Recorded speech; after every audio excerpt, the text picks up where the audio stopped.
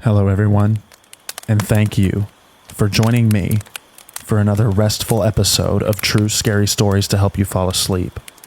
As always, there will only be one ad right after the intro of this video so that your sleep does not get interrupted. I would also like to thank Phoenix Fire for reading the first story in this video. If you like his narration, make sure to go to the link in the description down below to check out his YouTube and his other social medias. Without further ado, lay back, relax, and enjoy these true camping stories.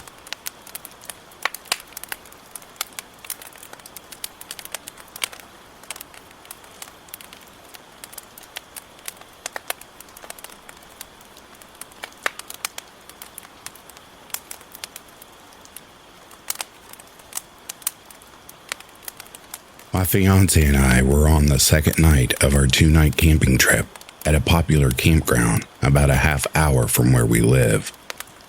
For reference, my fiance is black. We live in a predominantly white, conservative, and racist area. This is important later. On our first night, we kept hearing noises in the woods around us. The campsite right beside ours to the right was occupied, but the one to the left was not. The campsites are about 150 yards apart, and we had camped here in the same exact plot the year before. Needless to say, we were familiar with the area and the various kinds of animals that live in the woods. The first night, we heard shuffling around our tent. It was obvious something large was moving around. We brushed it off and assumed it was just a deer. Now, back to the main event. On August the 11th, we spent the day at the Battlefields, a town over, with my family. They had all been invited to join us for the day by my fiance as a surprise for me while he proposed to me. We stayed with my family into the evening, about 6 p.m., before heading back to our campsite. When we got back, things were really odd. Someone had obviously been in our tent. Our blankets were thrown around, clothes were on the floor, and my backpack had been rearranged and I was missing underwear. But hey, we were stupid 19-year-olds and decided that since whoever had busted in and left and hadn't taken anything important, it was fine and they wouldn't come back. So we set up a campfire and set out until it was dark, roasting hot dogs and s'mores, smoking cigarettes and celebrating our engagement. Around 9:30 p.m., we put out our fire and decided to go into our tent for the night to celebrate a little more. Nothing too loud or obnoxious. Immediately after we finished, we started to hear the noises outside of our tent again, but this time, we focused on it. We heard clear footprints, and at one point, a man whispering. We looked at each other, and our eyes got wide. Someone was definitely walking around outside our tent. We were still and completely silent, just listening to the footsteps, and we heard whispering again. Shit, make that 2 men walking around our tent. As if we had the ability to read minds, my fiance said, "I have to go to the bathroom," and I agreed. The bathroom was up the hill from our site. Most people who were in lower sites like ours drove their cars up to the bathroom. Now, here's the part I still get chills thinking about. We got up and were getting dressed. My fiance had just turned on the light in our tent and put his binder on when a man spoke directly to us from right outside the tent. "What are you doing?" I can't even describe how malicious and menacing this voice sounded. It was clearly directed at us, and he said it with a snicker. He was watching us through the walls of the tent. Again, for this part, we were stupid 19-year-olds, so we decided to just run for it, to the car. My fiance grabbed his pocket knife and his keys and stepped out of the tent. He pulled me with him, and we ran like hell to the car. I heard footsteps running behind us, and then turning and running up to another campsite. At the bathroom, we talked over our options. We talked about sleeping in the car or driving into the town. Then we had another idea. We drove back down to our campsite and began packing everything into the car. At this point, it was already around midnight. We moved faster than I think either of us thought possible, wrapping up the tent with our belongings still in it and grabbing our folding chairs. We were all packed in 5 minutes and hopped into the car to leave. I jumped out at the end of the drive and grabbed our nameplate, which had my full name on it, off of the post. As we pulled out of the campsite, I saw our assailants for the first time. Stalking through the woods onto our campsite were 2 tall white men. I realized that these were the same men who had been driving past our campsite the whole time we were there, just glaring at us and muttering to each other. One was wearing camo hunting gear, and the other was wearing a Confederate flag tank top. Both were carrying large hunting knives, unsheathed and at the ready. They turned when they saw our car driving away, and one started to make chase until the other stopped him. I made eye contact with the man in camo, and he smiled the most terrifyingly evil smile at me and shook his head slowly. We drove the long way home, taking all the weirdest, hardest to follow roads, and called my dad so he would know we were coming. When we got home, we told my dad everything, and he shrugged it off as us being paranoid, so I never told anyone else besides all of you now. I am convinced to this day that this was going to be a racially motivated attack. The campground was not heavily populated, and my fiance was the only non-white person at any of the campsites. It was no accident that the 2 men who had been shadowing us since our arrival and wore Confederate flags and had one on their truck decided to target the interracial couple. I still get cold chills when I think about how close we were to being killed or seriously hurt that night, and just how lucky we were that our reckless plan to just make a run for it worked. So, to those men who stalked our campsite with the hunting knives, let's not meet.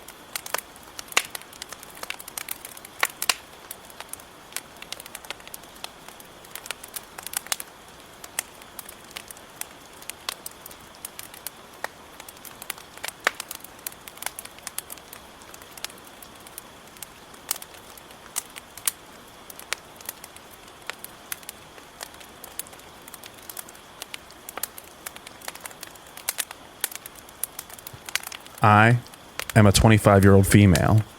At the time of this story, I was 16 or 17.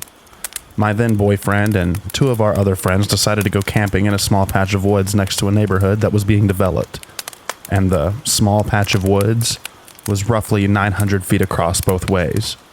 On the left side, if you were viewing it from the road, was the underdeveloped neighborhood. No people living in the houses. They're mainly just wood and no windows, just actual walls. And on the right side was about a mile-long driveway that led up to a house a little over a half mile past the patch of woods. Pretty deserted. So we get to our tent, fire pit, chairs, etc. set up, and we're relaxing as it starts to get dark, when we hear extremely loud screaming coming from a woman, maybe 400 to 500 feet away. At first, there weren't any words that we could make out. But then there was a help and a no, and then the loudest, most terrifying scream was cut off mid-scream. We can't see through these trees. They're thick, and it's getting dark. So we get out, leave all our stuff behind. As we're walking back to the underdeveloped neighborhood where we parked, keep in mind the screaming was coming from over that way of the woods, so we had to get out near the long driveway to the road, around the tiny bit of woods into the underdeveloped neighborhood where we'd parked. I'm immediately on the phone with police who are trying to tell me that it was just a cat in heat. From where we parked, we were facing the woods. A man comes out, dragging something in heavy sheets / cloth / something, spots us and starts coming towards our car. The police pulled in right then.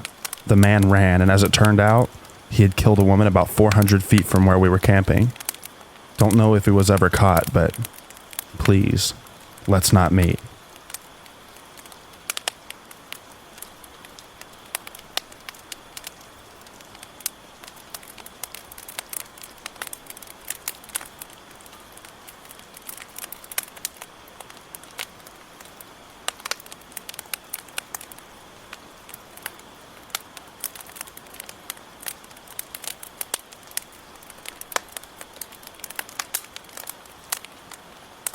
To understand my story, you sort of have to know a tiny bit about trespassing laws in our country, in that we don't have any so long as you're respectful and non-destructive.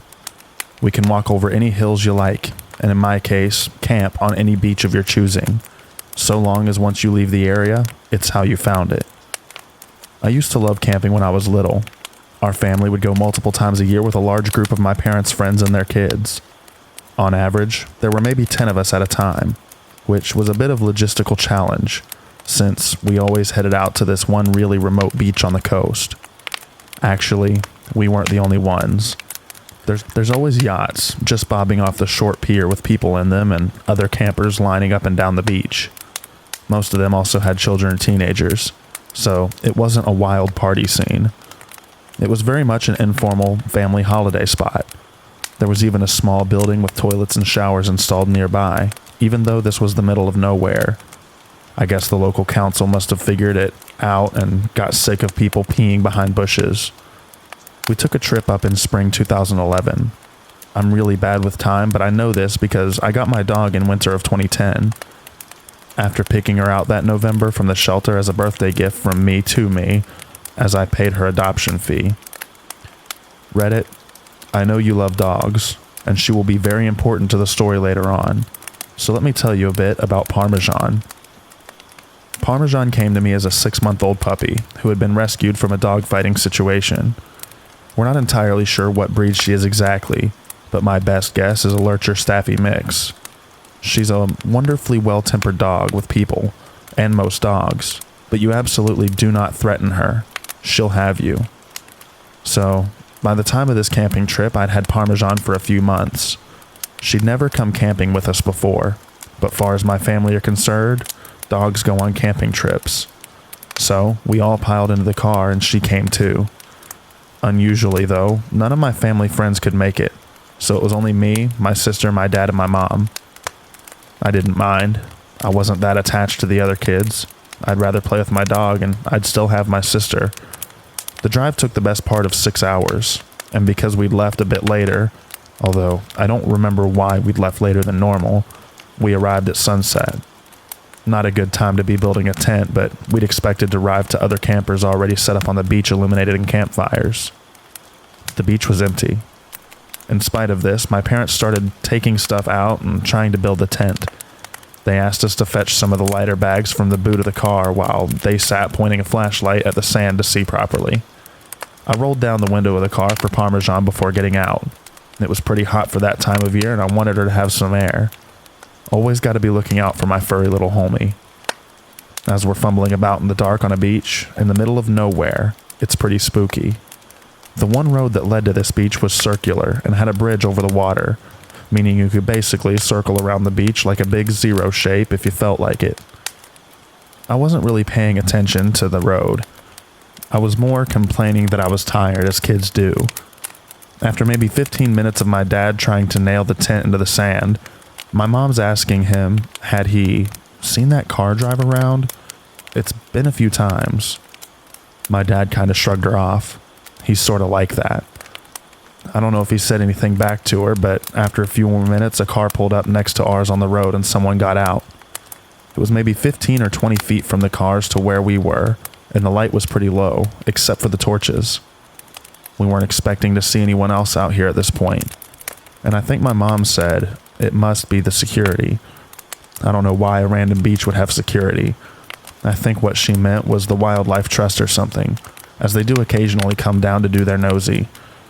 The guy was walking pretty unevenly. He must have been drunk or high because he had that stagger to him. There was absolutely no way this guy was sober.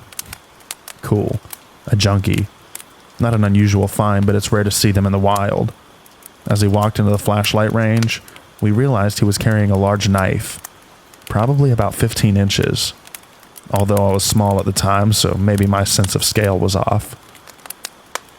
I don't like my dad, but credit to him, because once he saw this man, he got up immediately, holding onto the camping mallet, and put us all behind him.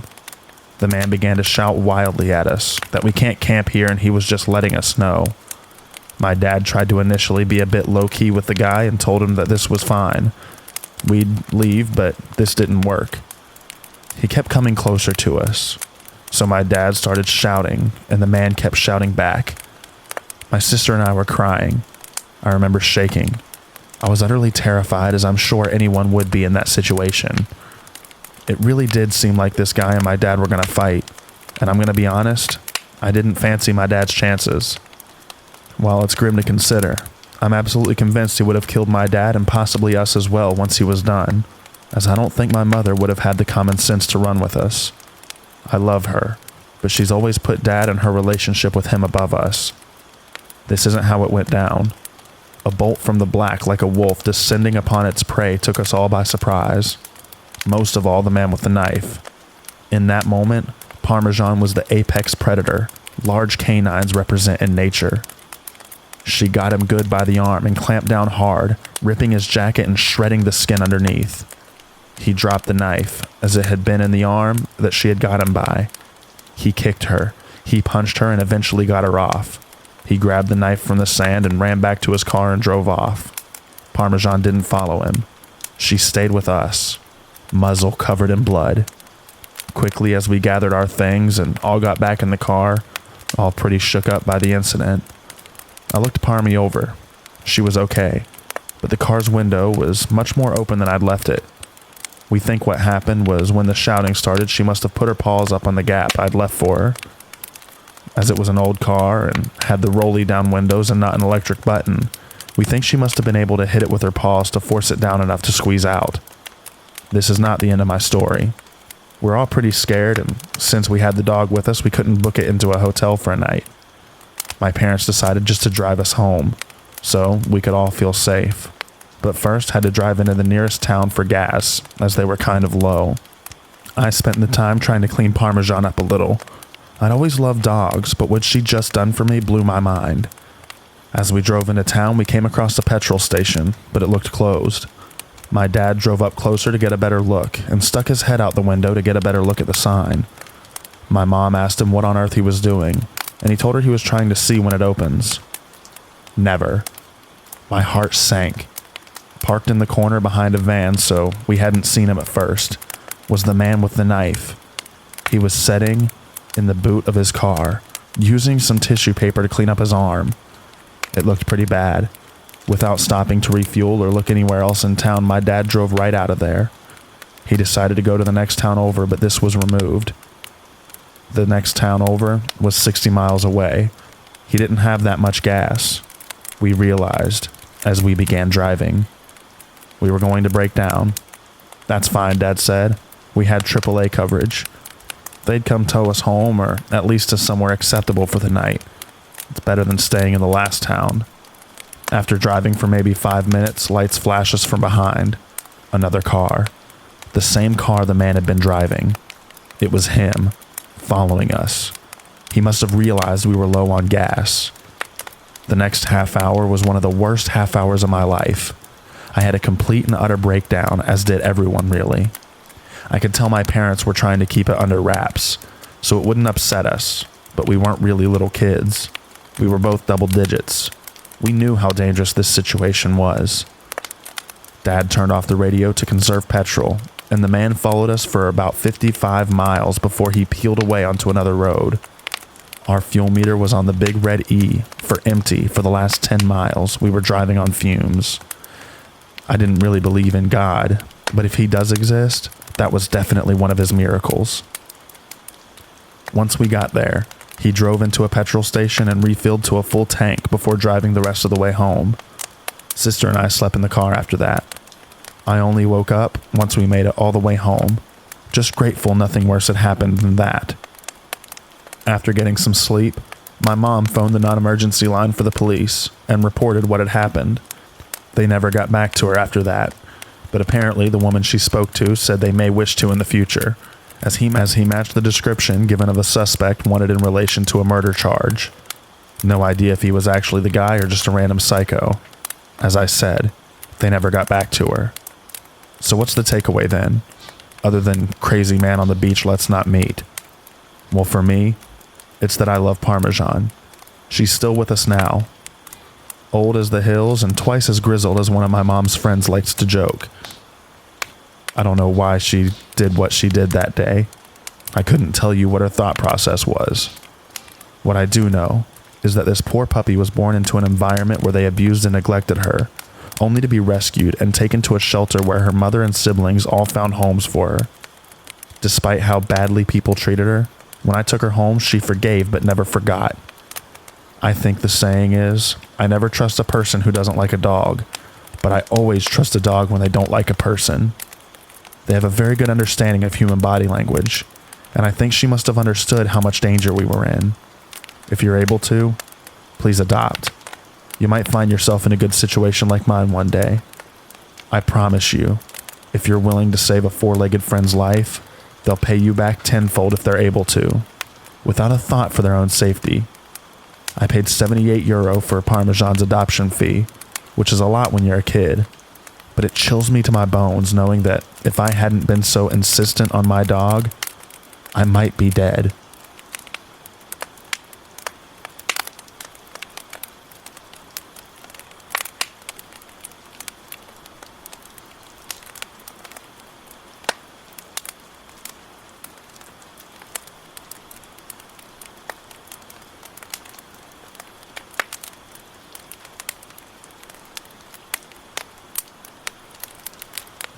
My family has a camping timeshare, and we used to go camping for weeks at a time in the summer.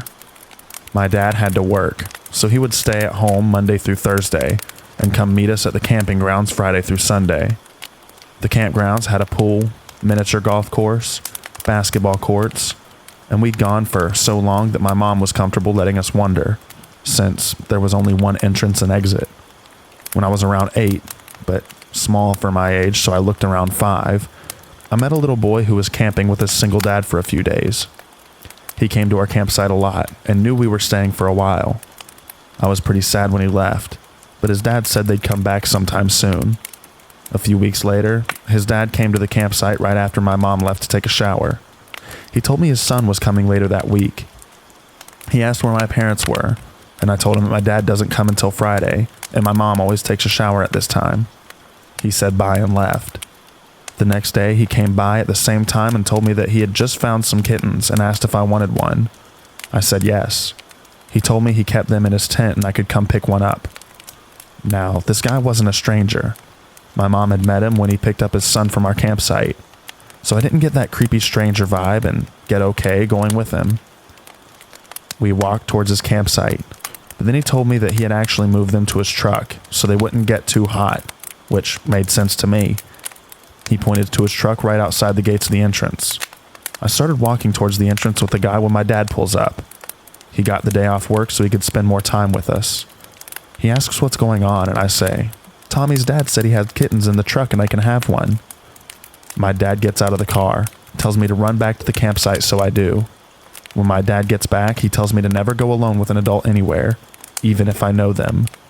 I asked my mom years later about the whole thing, and she told me that my dad kicked the crap out of him and called the cops.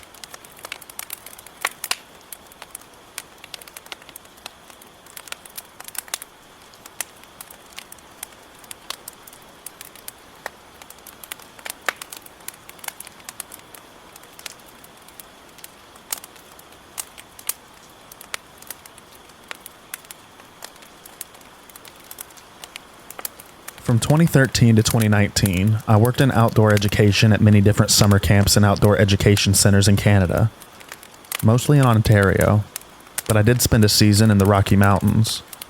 Having grown up going to sleepaway camp and eventually participating in month-long leadership programs with backcountry canoeing components, I was well prepared to lead a group of teen girls from a camp in Georgian Bay on a 2-week camping trip in the Temagami region during my first year as a counselor.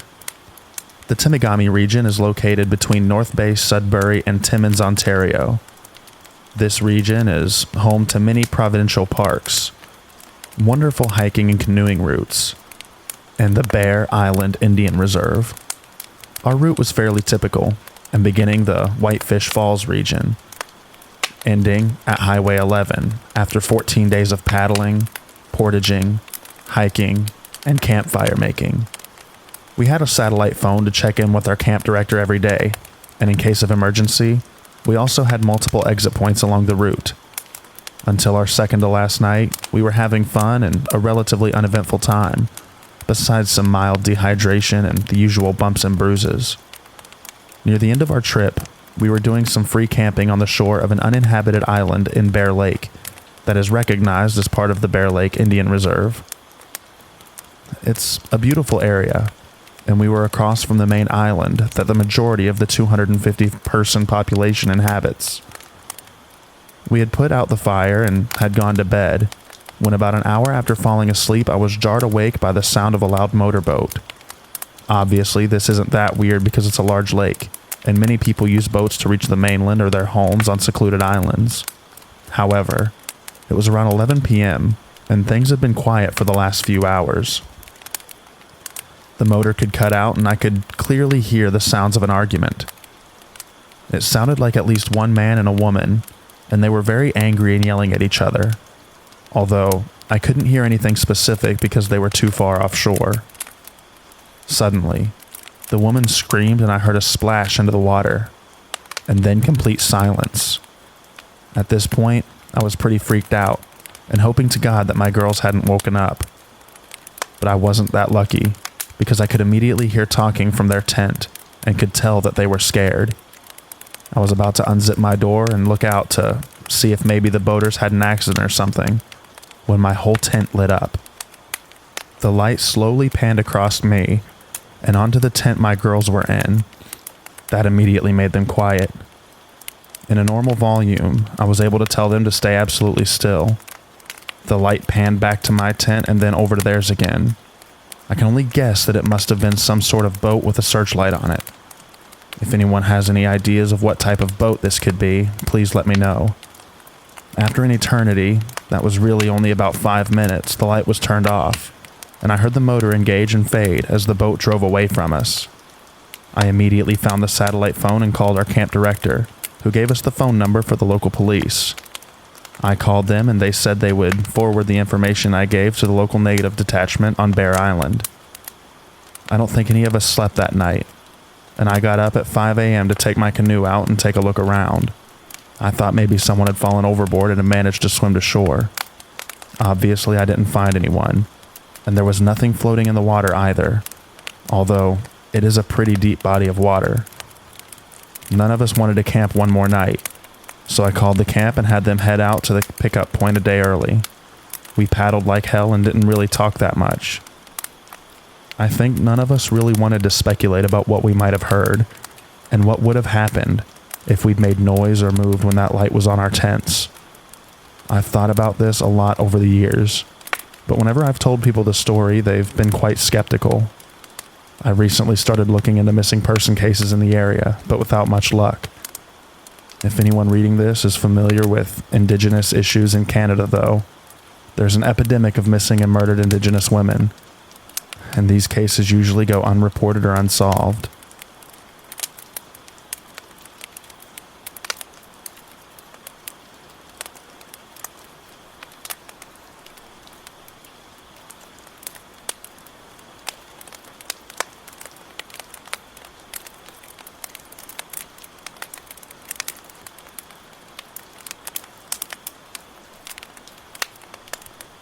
Let me start off by saying this is my first post on this subreddit, so if I messed anything up, please tell me and I'll fix it.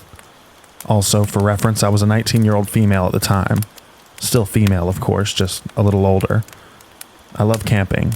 Anytime my friends and I came home from college, we would load up our cooler with the beer, grab some gear, and go screw around outside. Unfortunately, when I was actually at school, none of my sorority sisters or other friends ever wanted to go with me, so I would often suffer withdrawals from camping. One day, the weather was way too nice to waste, so I grabbed some of my gear, hopped in a car that I borrowed from a buddy, and drove to a spot that was secluded, yet within a safe distance to civilization that I could run and get help. Camping also creeps me out sometimes, but that creepy feeling is also somewhat of a plus for me. It's the same reason that people read these stories. It's fun to be scared. So, I make a little camp and get a fire going. I hadn't brought all that much to eat, but I was enjoying myself, reading and looking around the area, that sort of thing. I got the feeling I was being watched, and I stop dead in my tracks. I hear a twig crunch over to my right. Then I see a doe bolt from 100 feet or so in front of me. I laughed at myself and went back to camp with the armful of wood that I had gathered. I kept freaking myself out, hearing sounds just outside the ring of light cast by the fire. I always get inside my own head, so I shrugged it off and kept whittling at the stick that I had been messing with. Around 1, I decided to go into my tent and snuff out the lantern. I had been slamming beers in the most unladylike fashion and smoking cheap cigars. Another reason I like camping. I can act however I want, so I passed out relatively quick. At about 2 a.m., I start hearing footsteps. They sound pretty light and sort of timid. I think to myself that it's just a deer or some other animal, more likely a raccoon because I had probably left some food out. I'm still on guard though. About 30 minutes of sleeping with one eye open, I hear a rubbing noise, and the tent fabric is being pushed in a bit. I don't know how I didn't crap my sleeping bag, but I just sat there paralyzed with my K-bar in my hand. I desperately wanted to thrust the knife through the tent fabric, but I was still holding out hope that it was just some of my buddies from a frat joking with me. And then, as suddenly as it had begun, it all stopped. I was starting to feel slightly more secure, because daylight would be coming in about 2 or 3 hours, but I sure as shit wasn't going to sleep. All of a sudden, at about 4 o'clock, I realized I should put my boots on, so that if anything did happen, I would be ready. After having stayed up and keeping alert a little while longer, my friend's car alarm goes blaring. I freak out and run out of the tent. I go about 2 steps before something grabs me around the mouth.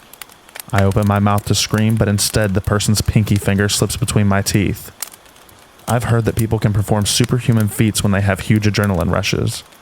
In my case, I just clamped down, and there's no way to say this without sounding ridiculous. His finger popped off. He screamed, pulled his hand away with the missing digit falling to the ground. He took off running down the hill that I was camping on. I took off right quick in the opposite direction. I must have looked ridiculous to the people whose house I ran to. A little sorority girl in a wife beater, boxers, and steel-toe boots. I also had some blood that had oozed out of my lip. Not from the finger, but because I had also managed to take a pretty good chunk out of my lip as well. I told them what had happened. They called the police and got me some real clothing, and the man at the house made me a whiskey and coke. When the cops got there, they checked it out. The cops went to check it out, and when they came back, it was light out. They brought me back so I could get my friend's car. And what I saw inside just made me more scared. Right next to the tent was a red gas can. He could have just lit me on fire earlier. The finger was also gone, suggesting that he had come back. The kicker is that they never caught the guy.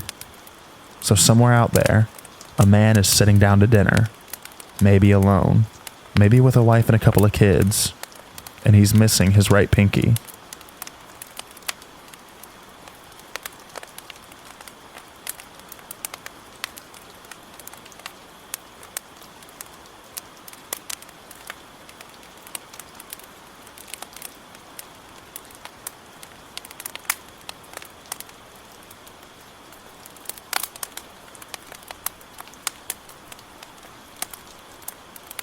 So this one might be a bit long, but I need to go into it slowly, so bear with me.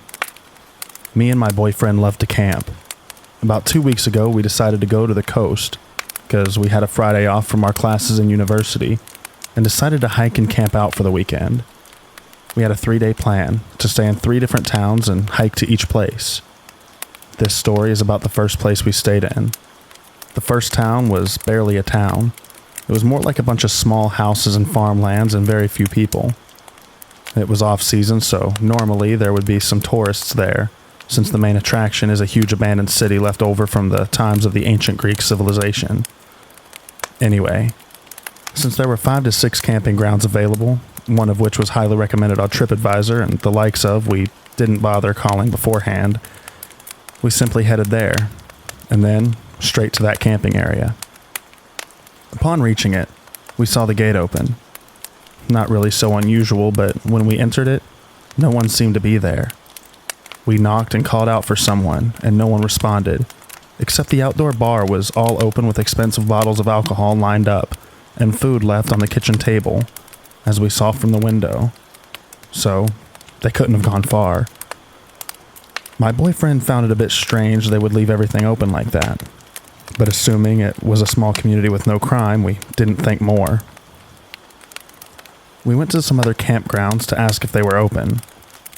The first one we went to said they were closed because their grounds were very messy these days, but they did recommend us another place. We asked them about the first ground we had went to, and strangely, the man said don't go there. When we asked why, he said, just don't. I don't really recommend you going there. Anyway, the other place he told us about was also closed, and luckily in the meantime I found a signboard for the first place, and it had their number on it. We called them, and a man picked up and told us that he and his wife, who ran the place, were out for a couple of hours, but they'd be back by the evening. He said we could set up our camp and that we would meet later. The place was a bit secluded, but it was quite picturesque, and we set our camp and left. We spent the whole day exploring and hiking around, and after a tiring day, around 10 p.m. after dinner, started to head back. This is where things got extra creepy. When we got back, we found the place still empty. No one had returned, and it was quite late. My boyfriend called up the owners again, and they said that they had decided not to return tonight, but that we could leave the money under a table by the bar. They said the kitchen and bathrooms are open if we need to use them. The place was dark, and the yard where we had set up camp was huge and without lighting. My boyfriend immediately started to feel a bit uneasy. He was concerned why two business owners would leave their property completely open to two total strangers, with a bar full of unopened bottles and half-open house. As we walked towards our camp, he kept subtly expressing his uneasiness and kept looking around. He's usually pretty calm, so I told him if he's really feeling so strongly about this, we can just go to the pension where we had dinner earlier and stay the night there in a hotel room. He opened the flashlight of his phone and kept looking around and getting more and more uneasy. We agreed to pack up our camp and leave. I began to pack it up since it requires a lot of folding and he was extra anxious. I told him to just stand and give me light as I pack it up. Except constantly he would move the light and check the area, and I kept getting irritated because I could sense his worry, and at the same time I couldn't pack fast enough because I couldn't see. At one point he even told me in a slightly bitchy way to hurry it up, and as soon as I folded the camp, we stuffed it into its bag and hurriedly packed our stuff and scooted. He still seemed super anxious, and I told him to relax. Just telling this part gives me the chills all over again. The road back to the main area of the town was dark and lonely, and this is when he told me. There's something I wanted to say, but not while we were still in the grounds. Well, what is it? I asked.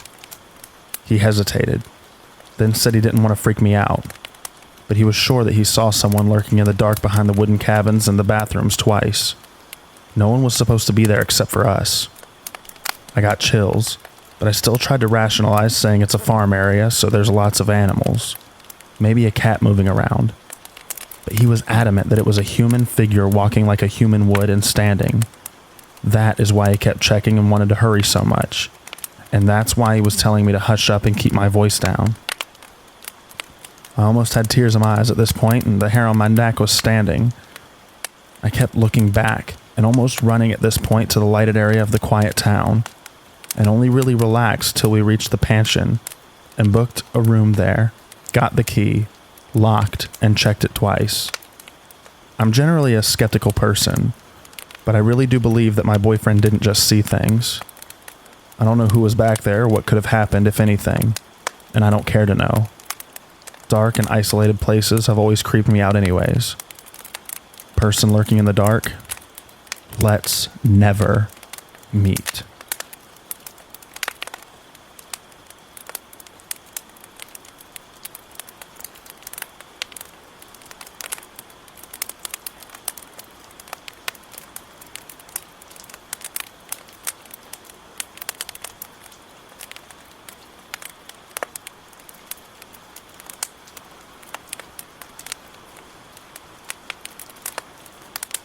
This is my first time posting in this sub, I have a story that I've been dying to post on Reddit, and I think that this is the best sub for it. So it's the summer of 2013. I'm 21 and just finished my junior year in college. The second week of August, a group of my friends and I go on an 8-day camping trip. It's 7 of us in total, 4 guys and 3 girls. We're camping in a semi-remote campground with the White Mountains of New Hampshire. It was a large campground, but very few other campers were there. There were a few filled sites near the front of the campground, but we purposefully requested a site in the back corner. We were completely by ourselves. During the trip, we planned a whitewater rafting trip for one of the days. We were hiking Mount Washington towards the end of the trip, and thought maybe we'd do 1 to 2 other small hikes with 1 to 2 days of just chilling by the lake at the campground. We also planned on doing plenty of drinking during the evenings.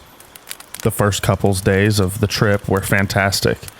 Whitewater rafting was a blast. Everything is going great. So it's the evening of our 3rd day. We have a roaring fire going. We're all just hanging out at the campsite, drinking and messing around. It's around 9:30 when a disheveled-looking man walks past our site. His clothes are kind of worn/torn, messy, tangled hair, etc. He looks maybe in his mid-40s. This isn't weird, though. We all just think it's another camper doing a late-night evening stroll around the campground. About an hour and a half later, we see this man walk past our site in the same direction. This time, he's walking slower, almost with a bit of a limp. We're all pretty drunk at this point. I think one of us might have yelled something out to him, but he just ignores us and keeps walking. Mildly strange, but still, it's probably just someone who wanted to take a long walk. We wrap up the night around 1:30 to 2 a.m. The fire is dying down and we head back to our tents. I usually love sleeping while camping. I usually find it extremely peaceful, but for some reason I was having trouble sleeping this night. I get up to go pee in the woods, and when I do, I see a faint light maybe 50 to 75 yards ahead of me. It looks like a dim flashlight or something smaller. I decide I want to investigate. I go back to the tent. One of my other buddies is still awake, so I tell him about it. We get up to investigate, and when we do, the light is no longer on.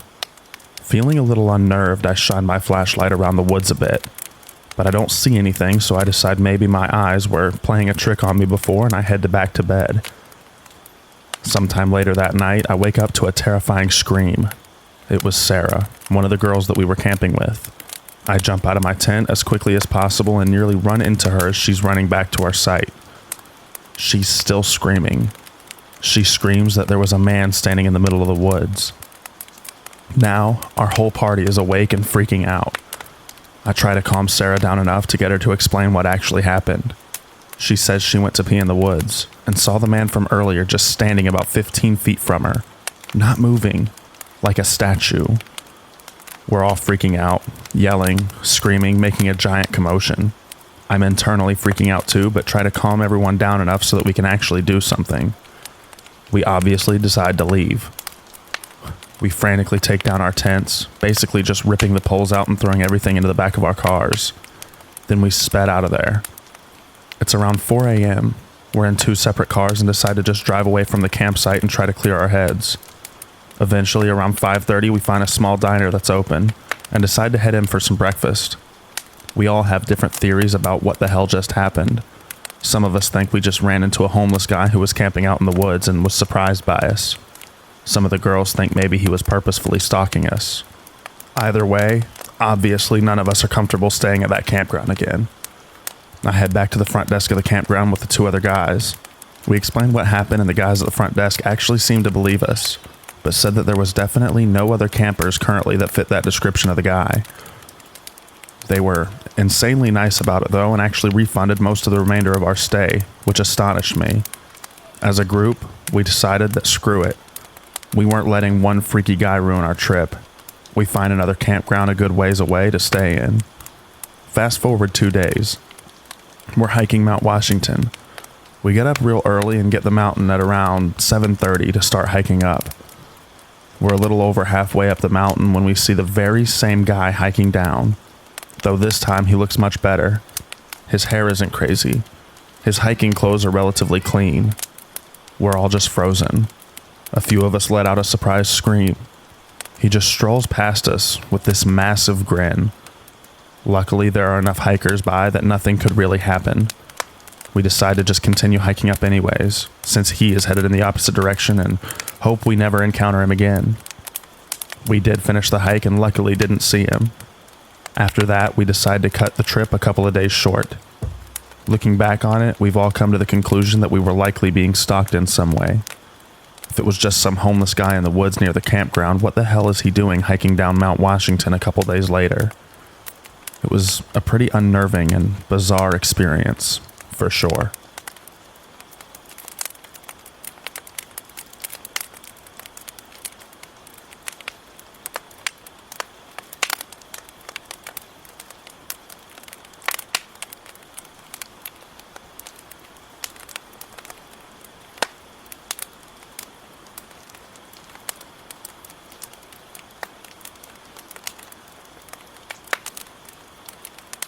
When I was 19, I was a venture scout. It's sort of like Boy Scouts, only for older kids, and it's gender mixed. I decided to go to this week-long mixed scouting crew camping trip with a friend of mine, but a few days before going, my friend from Venture Scouts bailed. So I'd be going up into the mountains alone with a bunch of strangers, which was no big deal for me. I can handle myself. When I got there, I was the only Venture Scout. And the only girl. It was a little awkward, but most of the Boy Scouts were pretty nice and easy to get along with. Although they weren't used to camping with a girl, they happily accepted me as just one of the guys. But there was this one guy, Danny. From the first day of camp, he wouldn't take his eyes off of me. He'd just stare at me. It was a little uncomfortable, yeah, but I figured he was just socially inept with girls or something, and tried to pay him no mind. The next day, while we were hiking, we all split off into pairs, and it turned out I was paired with Danny. He looked a little too excited about the idea of hiking with me alone. His eyes always seemed a little too wide, a bit crazed looking, but he was a small guy, spindly, unkempt hair, and a little shorter than I was at 5'7". I figured I'd be able to take him on in a fight if he tried anything, so I didn't raise a fuss about it. Before setting out to the hike, he kept asking me if I needed help putting on my sunscreen. Even though I kept declining, he kept pushing the question and trying to put sunscreen on me until one of the guys told him to cut it out. While we were hiking together, he kept probing me. "How old are you?" he'd ask. 19, almost 20, I'd reply. "Oh, don't lie. You must be 14 or something. You're so innocent. Young, innocent girls are always the cutest." He kept asking innocent enough questions like where I lived, if I had siblings, what my favorite color was. But then he started asking me if I'd ever heard of BDSM. I was a bit taken aback by this, and was more than a little uncomfortable. So I'd pretend to not know what he's talking about, all the while trying to give as many cues as possible for him to drop the subject. But he then started going on about what BDSM was, about tying girls up, about hitting them, and burning them. At this point, I was freaking out a little bit, but keeping my cool. I didn't want to show him my distress, my chinks in my armor, as I knew he'd probably get off on making me squirm. The only thought that I could think of was, what the F? Seriously, what the F? As I kept my eyes fixed to the path ahead of me. Then he started complimenting my skin. "You don't see a lot of girls with bare skin. Do you use moisturizer?" he'd ask, attempting to touch my hand. But I kept my arms close to me, held fast to my backpack. I was incredibly tense, and every muscle in my body was screaming. I sorely regretted wearing a tank top, as I could feel his eyes on me. He started telling me how pale skin is beautiful, since you can see the rope burns and the bruises better. The way he said it sent chills down my spine, and the anxious knots forming in my stomach grew tighter. He asked me if I was a virgin. Then he asked me if I fantasized about the R word, and if I'd like to try out that kind of play. Wide-eyed in disbelief, I turned my gaze away from the dirt path and looked at him. He was smiling. A creepy, childish sort of smile that was just chilling. I kept silent and quickened my pace. He felt too close. Far too close. I wanted to run. He could probably see the fear in me at this point. There was no hiding it. But then, I saw that another pair of scouts were ahead of us. I ran to them, telling them that the four of us should group up and go together. At first they declined, saying that we were supposed to go in groups of 2. But upon seeing how panicked and distressed I was, the 2 guys changed their mind. Looking confusedly at Danny, who was silent, glaring at them. I was just glad someone else other than Danny was there. The 4 of us went up the mountain, and I tried to keep close to the other 2 boys, and as far away from Danny as possible. Upon reaching the end of the trail and regrouping with the others, the 2 Boy Scouts offered to switch partners to descend the mountain. Danny looked downright upset, angry even. He was looking at me as if he were betrayed, but I didn't care if I pissed him off. I accepted the offer of switching partners, and was able to get back to camp in relative pace. On the way down, the Boy Scout I was with asked me if Danny was bothering me or something, but I lied and said that he wasn't bothering me too much. After all, I was 19. I thought it would be pathetic to get so distressed about some weird 15-year-old kid. I figured that so long as I stuck with the other guys, I'd be fine. But then, that night, I was alone in my tent. Everyone else got to sleep in pairs of 2 or 3, but since I was the only girl, I had to be alone. It was always a little creepy, being alone and isolated in the forest away from everyone else. The scoutmasters insisted my tent be far away from the boys' tents so that they wouldn't bother me, but it only put me in a more vulnerable, isolated position. I sorely wish I'd been closer to the protection of the rest of the group. Late at night, I heard rustling outside. I figured it was just a deer or elk or something, as it usually was, and I went back to sleep. But then, I heard my tent opening. Opening my eyes, I peeked through the crack in my sleeping bag to see what it was. And there, I saw the white of an eye looking back at me, looking through the opening of my small tent. It was Danny, staring at me. I froze, holding my breath. I held my dad's hunting knife close to me, hiding in my sleeping bag, not moving a muscle, staring Danny down, pretending to be asleep, ready to fight at any moment should he take one step into my tent. But he didn't do anything. He just stared, watching me, breathing heavily and muttering incoherently to himself. "Are you there?" I thought I could hear him say. Eventually, after what felt like an hour, he left. The next morning, exhausted, I caught naps when and if I could, and kept close to the other scouts in my group. It was difficult to maintain my calm and cool composure. The scout leaders were a little frustrated with me, since it seemed like I wasn't paying too much attention to their instructions.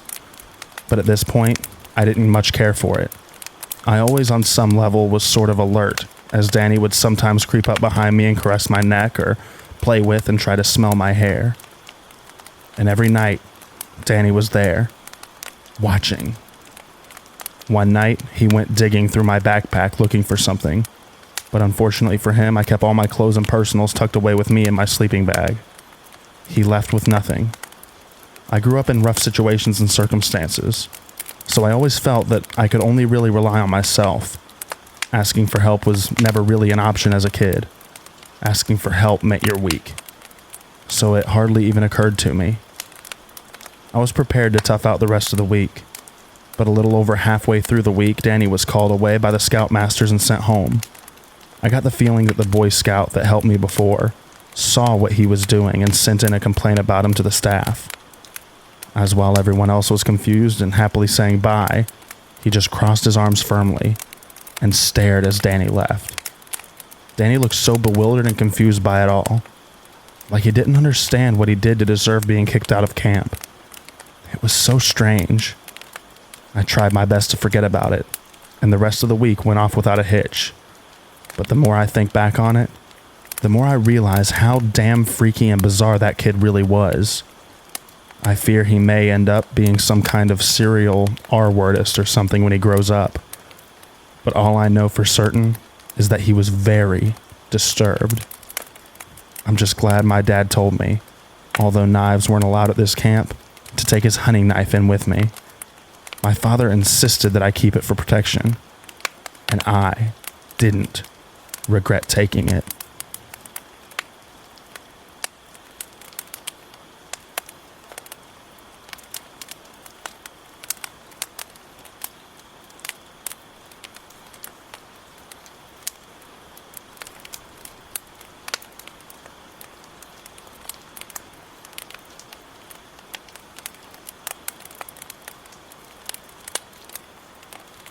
Back in 2011, I was within a circle of friends that made it a tradition to go camping at a certain spot every May long weekend.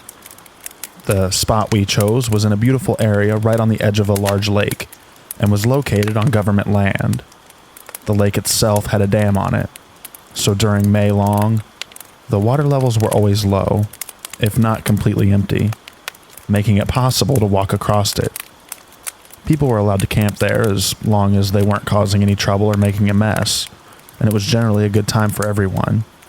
The spots themselves were spaced far enough apart that you had your own privacy, but not far enough that you couldn't meet other people. In this particular year, our spot was in the middle of a small hill, with one campsite below us and one above us. The first night of our trip happened without incident. During the second day, the people staying at the site below us had moved in. We didn't think much of it and continued drinking throughout the day and into the night. And around midnight, the people at the campsite below us were really out of control. They were yelling and screaming, and their music had gotten even louder. So our friend Ben went down to ask them to turn their music down. He was promptly punched in the face, and he came back to inform us that he was 90% sure that they were on drugs. After that, the vibe wasn't as relaxed and we were all somewhat on edge. I was feeling really tired, so I just decided to go to bed. Some of my friends were still awake, including Ben, and one couple, Lily and Derek, that were visiting another campsite we had made friends with that day. I could hear the campsite below us was still blasting their music and partying pretty hard, but I just tried to ignore it and get some sleep. I don't know what time it was when I was jolted awake. Parts of this are somewhat a blur. All I know is that I sat straight up as soon as I heard the screaming and yelling coming from outside my tent. I quickly ran outside to find our campsite in total chaos. One of my friends was clutching their chest. People were running around and screaming to call 911. I was quickly informed of what happened. Apparently, not long after Derek had went to bed, the people camping at the site below us decided they weren't finished talking to Ben. And on their way up, they had encountered Lily and Derek walking back. Now, Derek and Ben are about the same height and have the same hair color. So they assumed that Derek was Ben and bottled both him and Lily over the head with a full glass bottle. I don't know if it was the same guys that showed up at our campsite, but I was told that everyone else was sitting around the fire when 2 or 3 huge guys appeared from the darkness and walked over to them. One had a paring knife, and the other had a butcher's knife in their hand. Ben saw the knives and had gotten up to talk to them, and had barely spoken a word when the guy with the paring knife stabbed him once in the chest. At the time, some people from the campsite above had seen the guys coming and came down to help. One of the guys, Tim, was coming from down the hill when the guy with the butcher's knife ran up to him and stabbed him in the stomach. From there, sheer panic ensued. People called 911, but the ambulance was over a half an hour away. This is where I came out of the tent. Tim's wound was bleeding profusely, and he was losing blood way too quickly. His friends ended up putting him in the back of his car and speeding off to meet the ambulance halfway. Ben was also bleeding, but his wound wasn't as deep as Tim's, and we were able to keep him calm until an ambulance arrived. The guys with the knives ran off into darkness, back down to their campsite, and took off in their Land Rover. My boyfriend at the time and I had gotten into his car and drove to the entrance to try and flag down the policemen on their way to the scene. Once they arrived, we were informed to stay in the car, as they had released a canine search unit to hunt down the people who stabbed our friends. By the end of the night, they had arrested the men. They had tried to flee by driving their vehicle across the bed lake, where they got stuck in a muddy section. They were on a concoction of several drugs, as suspected. Luckily, Both Tim and Ben survived, although Tim had lost a lot of blood and took a few weeks to recover from his wounds. Derek and Lily have huge goose eggs, and possibly one person had a concussion, but I can't recall. One thing I do know, though, is that this was definitely the scariest thing I have ever experienced.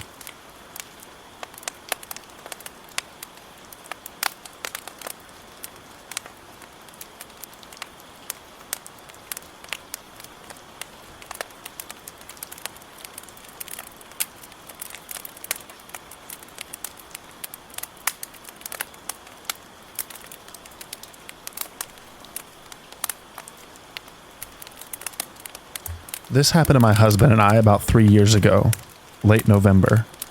It still gives us chills to this day. While living in Seattle, my husband and I would frequently go surfing. Usually we'd drive out to Neah Bay or Westport, but on this particular weekend, the surf report looked pretty messy for spots located directly on the coast. We decided instead to try hitting some spots along the Strait of Juan de Fuca. The land along the strait is beautiful, but remote. You can only access it by driving all along Highway 112, which runs from Port Angeles to Neah Bay. There's no cell service along most of all of Highway 112, and only a smattering of small towns.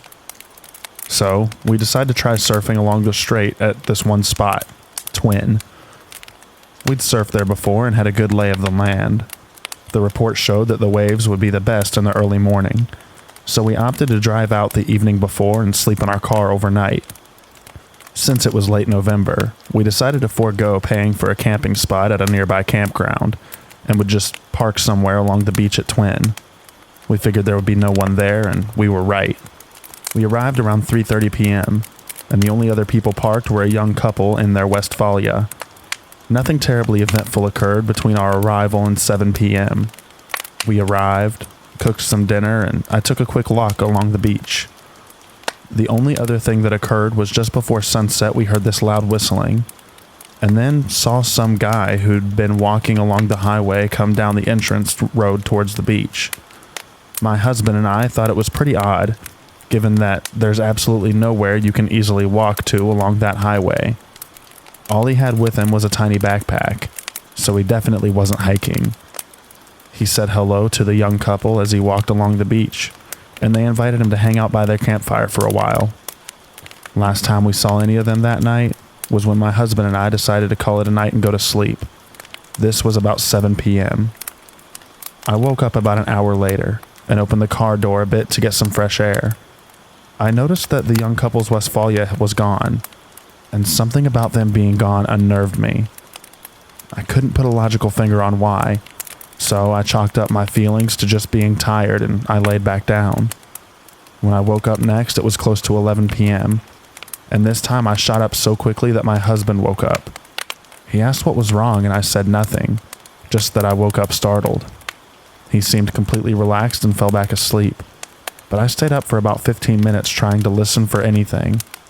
In hindsight, I think my intuition was screaming to me that something was off. Since I didn't hear anything, I laid back down and really tried to focus on getting some sleep. About 20 minutes later, I woke up again, and this time to my husband already being up. He was sitting silently, listening. Him sitting so still freaked me out, so I turned on the interior car lights and asked him what was up. He whispered, "Someone was tapping on the windows." I remember feeling this deep sense of dread. When I woke up a few hours, I noticed that the couple in the Westphalia left. There's no one else camping here.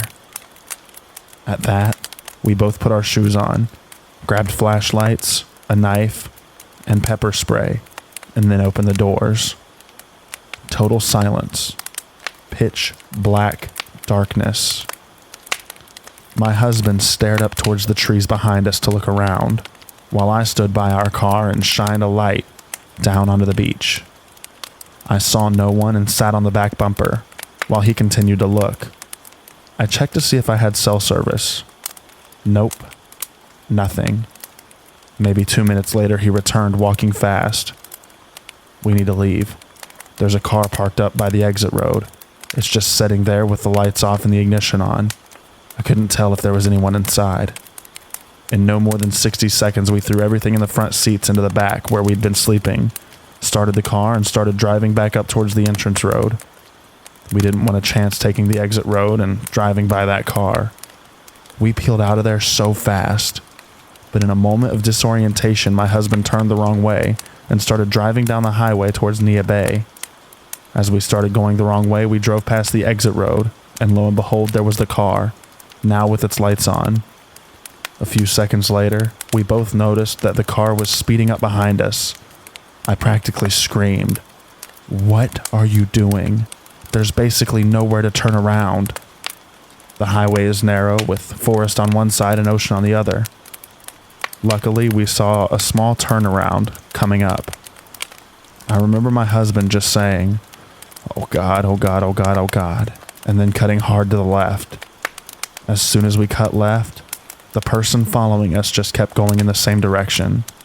We took off down the highway going like 90 back towards Port Angeles. No one followed us the rest of the way back. I feel deeply creeped out when thinking about the intentions of whoever was in that car. To whoever stalked us in the night, let's never meet again.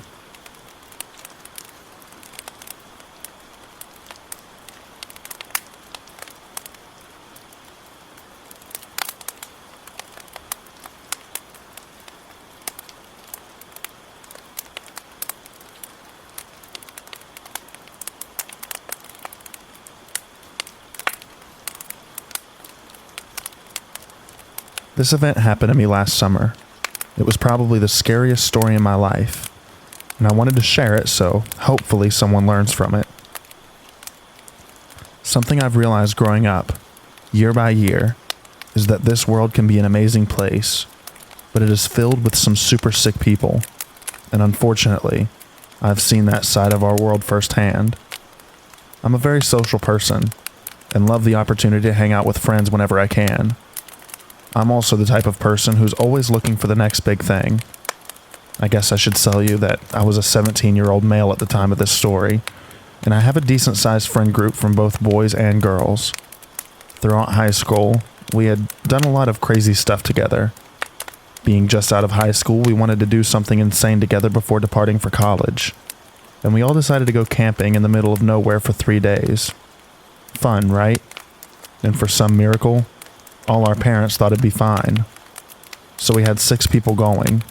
Me and my girlfriend Stephanie, my friend Brandon and his girlfriend Kaylee, and Steve and his girlfriend Sarah.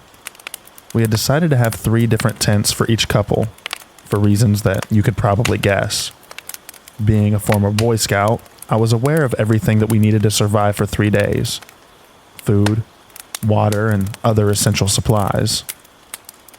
Being rebellious teenagers, we also stocked up on plenty of booze and weed for our fun getaway.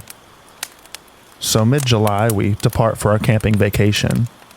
After hours of driving and driving down back roads, we eventually find a place that looks secluded but not too sketchy like some horror stories. There were houses nearby, but not too close. Again, we weren't looking for a sketchy woods to camp, but unfortunately there was no service. It took us at least an hour to get everything set up. While the girls and Steve finished setting up camp, Brandon and I took a look around while fetching firewood. We eventually came across a cool-looking trail. We weren't too concerned because there were houses within a mile radius, and we assumed that those people had used this trail to hunt, which was big in this area, or maybe animals used it. If you're wondering about our car, we drove a Honda Pilot, which was Steve's, that has plenty of room for us and our supplies. We parked the car rather close to the site, so we had eyes on the car at all times. The first night, nothing much happened. We rolled a blunt and drank a bit and called it a night. The next day, we decided to explore the woods a bit, but Brandon and Kaylee stayed behind to watch the site and spend time together. We decided to go down the path we found earlier. Around 20 minutes down the path, Steve spots a metal fence. We approach it to find a cemetery. The cemetery looked old, but there were signs of activity there. And no, not some voodoo stuff or cult. Like flowers and notes left. And beyond the cemetery, we saw a bigger trail that had tire tracks and a half-assed parking lot for the cemetery. We venture down the path a little bit more to spot some deer, then head back because it's getting late. That night, we really partied hard because we were to leave the next day and didn't want to return with extra beer or weed. Now this night was the polar opposite of the other night. The other night was peaceful, and we assumed the same about this night as we began to turn in. Boy, were we wrong. Now, you would assume there would have been warning signs earlier in our trip, like a rusty knife on the path or foot tracks around our site. No, not at all. All of us woke up to a blood-curdling scream coming from Steve and Sarah's tent, as we hear the fabric being ripped by what we assumed to be something sharp. I guess Steve hit the guy really hard with his flashlight and was able to get both him and Sarah to his car. Now here's the issue. Steve's tent is closest to the car, while the other two tents are closer to the trail. So to get to Steve's car, we had to get past whatever attacked Steve and Sarah. Luckily, all our drunken selves were gone, because before getting into his car, he yelled cemetery and it clicked in my head. The trail on the other side of the cemetery. So I quickly grabbed Brandon, Kaylee, and Stephanie and start running towards the trail. I use my phone flashlight to help see. You might think, why would you turn your flashlight on? Well, last thing I wanted to do was miss the cemetery and be lost in the woods with the guy who attacked Steve. By the time we get to the trail, Steve and Sarah had gotten out from the site, and we could hear the guy chasing us, but from several yards behind. We were able to find the cemetery rather easily, and I hop over the fence first. When we all get over the fence, we notice Steve had not yet arrived. So, we all hid in the cemetery. Luckily to our advantage, it was pitch black by the time I turned my flashlight off, and we all hid in complete silence. My heart dropped when all I heard was the metallic shaking, as if someone was climbing over the fence.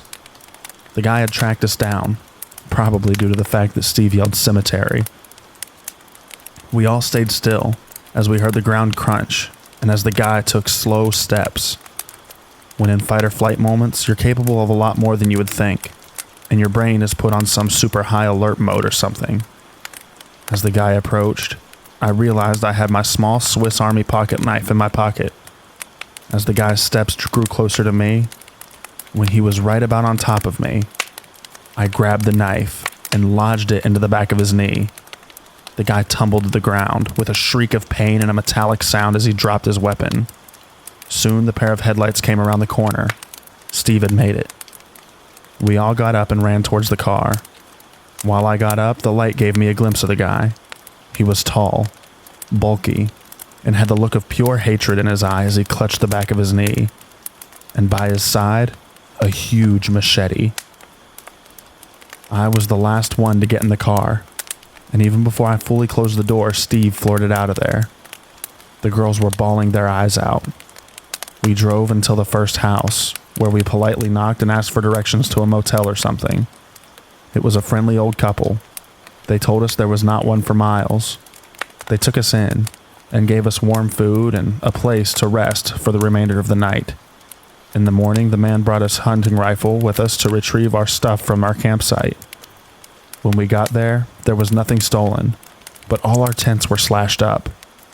The elderly woman called and made a report while we were gone, and when we got back, the officers were at their home, and we gave our statements. The officers said there's not enough evidence to find the guy, but they promised to search. We headed home later that day. No one said a word on the way home. We were all processing what really happened. The police unfortunately never found the guy. And yeah, college did split us up a bit, and we barely talk about it as a group, and it's been a year. My advice to all of you is please find a populated place to camp. I don't care if it's some Yogi Bear camp. Be in reach of help and police. Stay safe, guys. Please.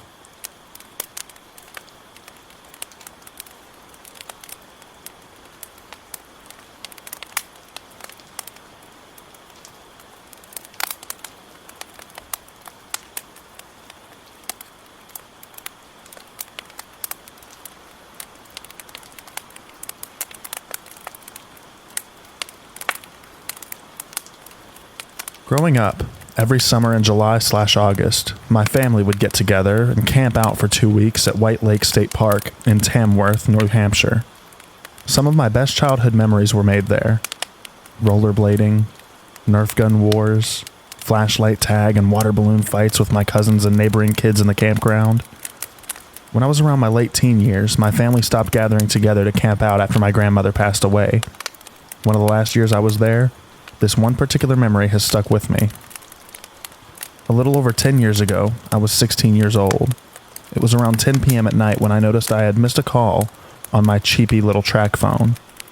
My family was sitting around the campfire cooking s'mores and sharing some laughs, so I decided to go off for some privacy and return the call. I took a long, narrow trail that winds in between other campsites that, at the end, leads up to a bathroom. I wasn't going up to the bathroom.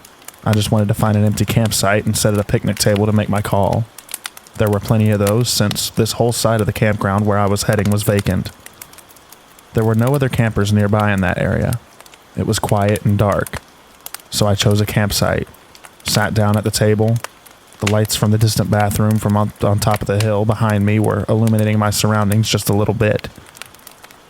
I called my friend and was carrying on a conversation for around 20 minutes. As I'm sitting there staring straight ahead, I see a silhouette coming down the road in front of me. The figure is coming towards my direction, where all these empty campsites are. I could see it was a person. It's not that unusual to see people strolling through the campground for a night walk. The people I see usually have flashlights, though. This person did not. I wasn't creeped out at this point. No reason to be. I was just watching curiously. As the person got closer, I could see a better outline, and that was a man I was looking at. I also noticed his pace slowed down. I kept my eyes fixated on him as I continued conversing on my cell phone. A minute or two passes, and now he stopped moving. He's just standing there in the road, looking straight into the campsite where I'm at. I don't know if he knew I could see him. He was staring at me, and I was staring right back at him. He was a little heavy-set and tall. I could also make out that he was wearing a light jacket. I couldn't see much for facial features, but I would guess I was staring at a man in his 30s or 40s. Alarm bells were going off in my head now. My mind had turned to mush at this point. I'm frozen. I was no longer listening to what my friend was saying on the phone. I was in a stare-off with this guy. Then he started to move again. He was tiptoeing towards me, very carefully, like he didn't want to make a noise. He put one foot in front of the other, leaned forward in a slight hunched form. It looked like he was about to charge towards me. In that moment, I snapped out of that mind-mushy frozen state and leaped off the picnic table and started running through the campsite back towards the trail. Thud, thud, thud. I could hear him trampling behind me. Leaves scuffling. Heavy yet fast footsteps. Footsteps were getting louder and closer. I made it back to that narrow trail. Once he got close to where I was, I heard the sound of twigs snapping and an oof noise that came from the man, which I can imagine maybe he tripped or almost tripped and maybe got a face slapped by a tree branch. Most likely, he wasn't familiar with the trail like I was. Whatever the reason was, it caused him to stop chasing after me. I didn't stop to look back. I just kept running and running until I made it back to my family's campsite. When I got back, they were still sharing laughs and smiles by the campfire. I broke down crying and I was trembling. I explained what had just happened. My aunt spoke up and said, "Oh, geez, he probably thought he knew you and was coming up to give you a good scare as a joke." She dismissed me. My cousin chimed in and said, "Yeah, he probably stopped running after he realized that he didn't actually know you. He probably just feels dumb now." They all chuckled about it and changed the subject. I think I was dismissed because no one wanted the good vibes of the night to be ruined, and the fact that I'm just a socially anxious person in general. I'm very cautious and shy. For that time being, I let them convince me that I was just overreacting and overthinking. But here I am years later, looking back and shaking my head over this. I wish I was taken seriously. But other than that one thing happening, it was still a great trip. It was time well spent with family. My experience makes me think twice about going for a walk by myself anywhere. I carry pepper spray and a mini keychain alarm on me now. So Mr. Campground Chaser, let's not meet again. Also, to add, my speculation was the man may have not been a camper there. It would be easy for anyone to sneak in the campground from the boat launch area.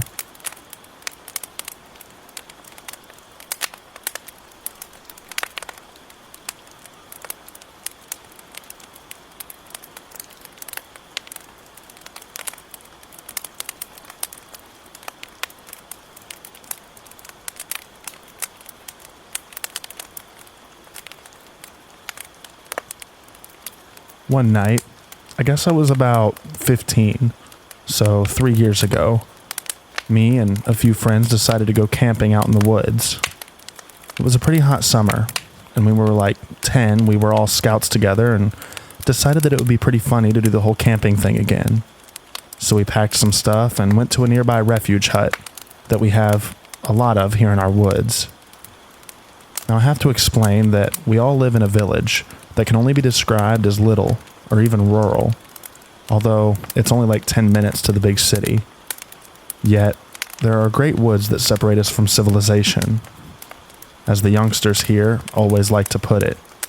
So in that city, close to us, there's really huge prisons where they keep all the really bad criminals. You know, the ones who have committed murder or have committed the R word to someone and stuff like that. Recently, there had been an outbreak, and 3 of the 5 prisoners had already been caught again. So naturally, my mom didn't want us to go, and was all worried that the other prisoners were still hiding somewhere in the woods. But we were in our youthful foolishness, couldn't care less because all we wanted was a great night where we could drink and do all the other stuff that you do at that age, although you actually aren't allowed to. So we went up there and had fun. And everything was just fine, and about 1 a.m. we decided to finally call it a night and go to sleep. At about 3 a.m. we were awoken by the sound of a vehicle. It was very close to us, and suddenly, we were all for once jerked out of our doze by 2 car headlights that were shining straight at us. Needless to say that we almost wet our pants. But then it came even worse when suddenly, the lights went out, and we heard the car door being slammed shut. It was completely dark, and we didn't dare breathe, because we had no idea who this was, and what he or she was about to do if we did. We then lay there, motionless, for what seemed like an hour, but I guess it really couldn't have been more than 5 minutes, until we heard footsteps, and then the door slammed again and the car drove off.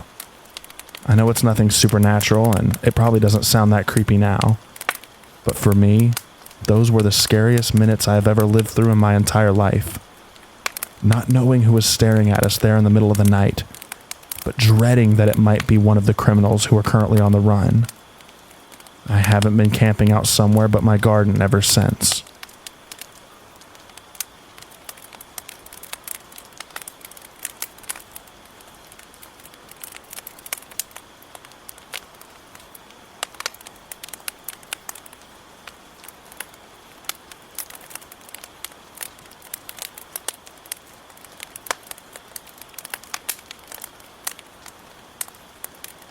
Okay, this happened to me when I was very young.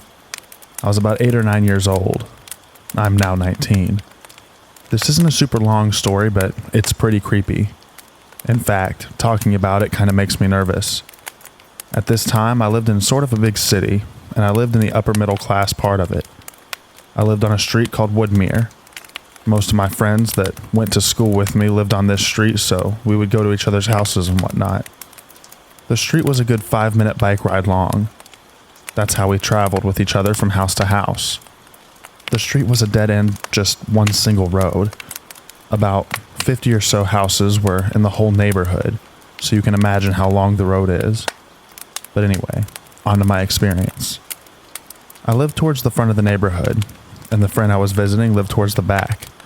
I lost track of time, and like usual, my mother would call his mother and tell me to come home. The sun had set and the streetlights were on, but not totally dark, but it was just after dusk. So I say goodbye, get on my bike and go. I'll have to admit that I was scared of the dark, pedaling by myself anyway. So I'm about halfway there, and to the left of me is where a lot of growth was. Not woods, just thick bushes. Easy enough to run through, right? Animals would live in there, and we played in it sometimes. As I approach the lot, I hear something scurry. Getting nervous, I kick it in high gear and pedal fast, praying that nothing would jump out and kill me. It was really just in the back of my mind. So I approach it and a man walks out. Thin, tall, and beard, waving both hands and trying to stop me. I immediately dodged him and went as fast as I could, looking back once I see him running at me. Nope. F that. I obviously outrun him, make it home and tell my parents. My dad calls a neighbor to the lot and asks him if he saw anything. He checks and no one is found. So I brush it off and go to bed feeling safe that my parents' room is right down the hall from me. The next day, I told myself I wouldn't be out during dark, so I wasn't. 2 houses down from the lot, I visited another friend. Telling him the story, we go outside and go into the woods of the backyard to check around. It's broad daylight, so our courage is high. We go deeper than we normally do, and find some paths that we think are deer or something. Nothing serious, you could just see where it had been worn out. So looking around, we see a tent. A bright orange tent. I got super nervous, still scared about that guy. So we approached it, and saw where there had been fire and whatnot. So we get the hell out and tell his parents, who call the police. The police came and searched and found no one. So I leave, and later that night my mother gets a call that they caught the man. Someone had seen him driving by and called the police. And that was the last that I'd ever heard about it. That was the scariest thing I've ever experienced.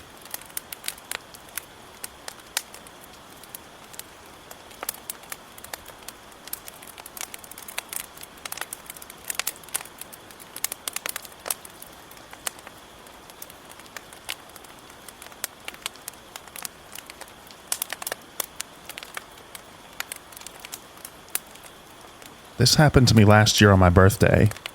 I had a few friends around to sleep in my 6-man tent. Whilst I was setting up my tent, my dad came into the garden and told me and my friends to be careful, as he had seen a shady-looking man in a baseball cap slowly walking up and down my street, like he was checking out my house. It was about 1 a.m. when me and my friends were sitting on the patio, at the table, just talking about random stuff, when I heard rustling in my neighbor's garden. I didn't find this too unusual because it was the summer, and I lived in a rural area of the UK, and we had hedgehogs living nearby. Then, I noticed the shape of someone's body emerging from the bush. It was a man in a baseball cap. One of my friends asked what he was doing here, but there was no answer. We asked again, and he chuckled and left through my neighbor's gate. It was later on, about 4 a.m., and most of my friends were asleep except for me and my slightly older friend who was in the same year as me. We were whispering to each other, as we were trying not to wake everyone else up. I heard my neighbor's fence rattle, as if someone had hopped over it. A few seconds later, we see a figure move past the window of a tent. I could barely make it out, but I distinctly remember seeing a hat in the moonlit window. He moved around to the back of the tent, so I decided to wake everyone up and run back inside my house and into the living room. A good half an hour passed when I heard police sirens outside. This wasn't possible, as my mom was asleep and my dad worked nights. I looked outside to see 3 police officers in my garden where the tents were, and my neighbor talking to another officer. After a few minutes of watching through my back door window, the police walked out of my garden with a man in his early 40s in handcuffs. I saw my neighbor, and he gestured for me to come outside. My friends followed behind and we spoke to him. Note that my neighbor is in his late 80s and lives alone. He said that he was getting a glass of water from his kitchen when he saw his security light turn on in his garden. He quickly glanced over and saw a man hop over his fence and into my garden. He then called the police, and they said they would come over. After telling me this, a police officer walked over and informed me that the man they arrested was a burglar who had broken into multiple houses in the local area. What he said next still makes me shiver. They said they found him crouched down in the corner of the tent with a large knife. He then advised me and my friends to get our stuff and sleep in the living room. By this time, my mom had been woken up by all the commotion, and she had been given the same information. She called my dad and told him what happened. I don't think I will ever sleep in a tent again.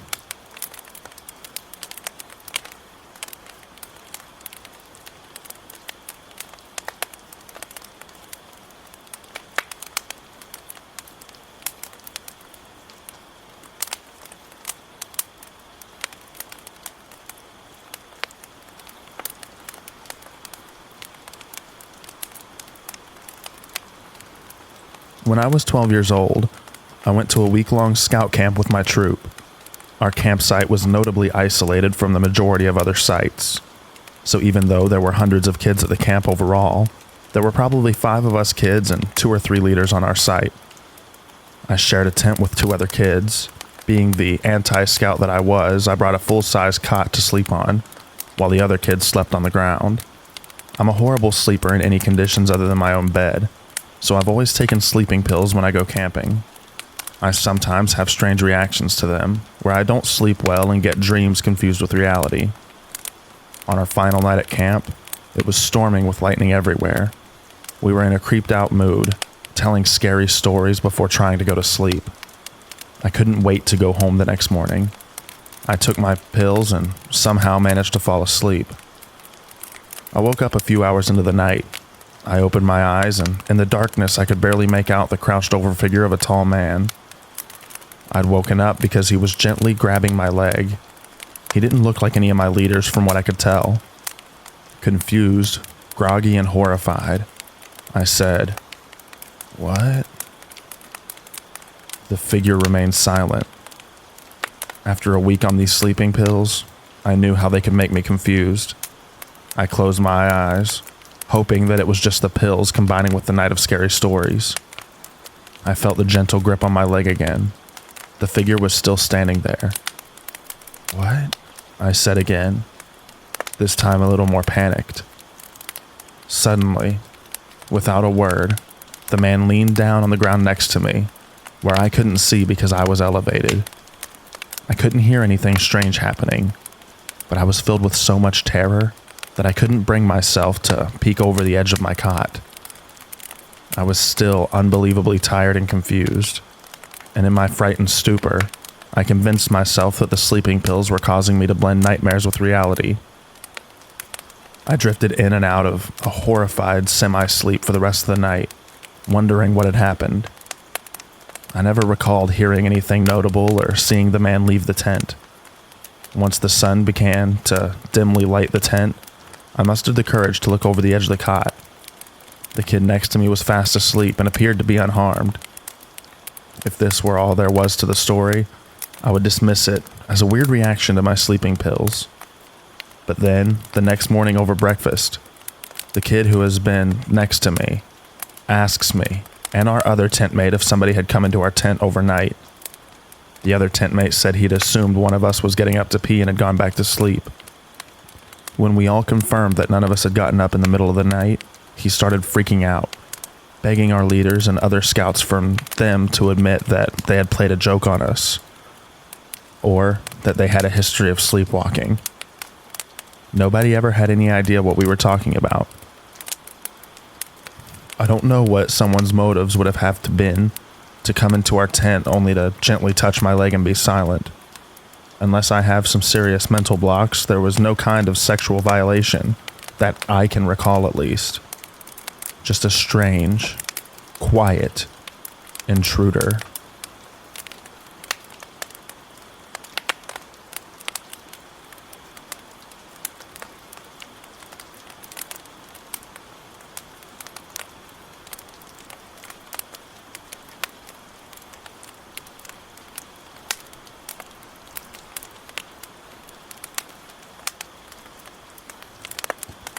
A few years back, I was at Camp Dearborn in Milford, Michigan.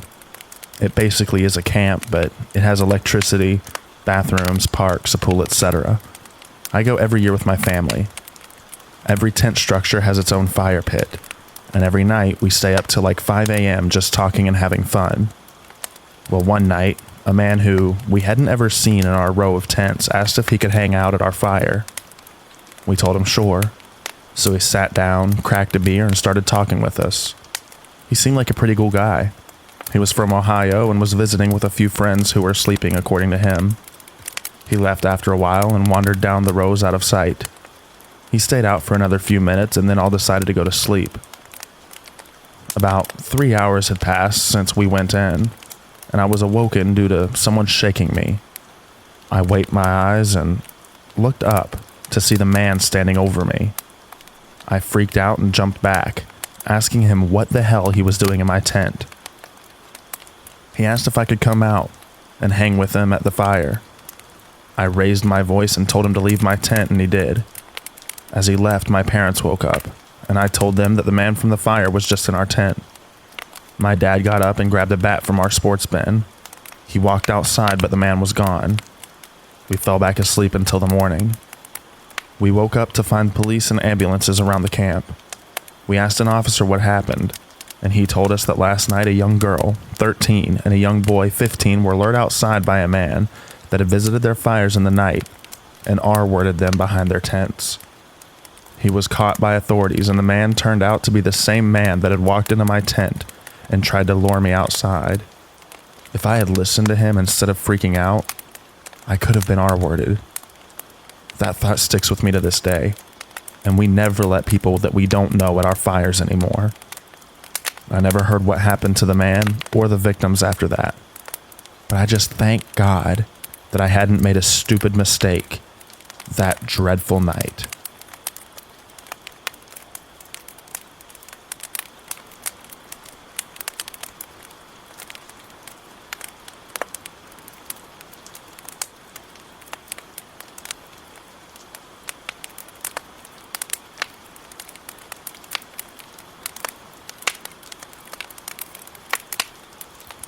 I was out camping with my mom and, at the time, 6-year-old brother, when a white pickup truck pulls into our campsite. 3 or 4 guys get out of the truck, all wearing small, bright white lights attached to their hats that blind us from seeing their faces much. They approach my mom and start asking her questions about who we are and what our plans are for the night.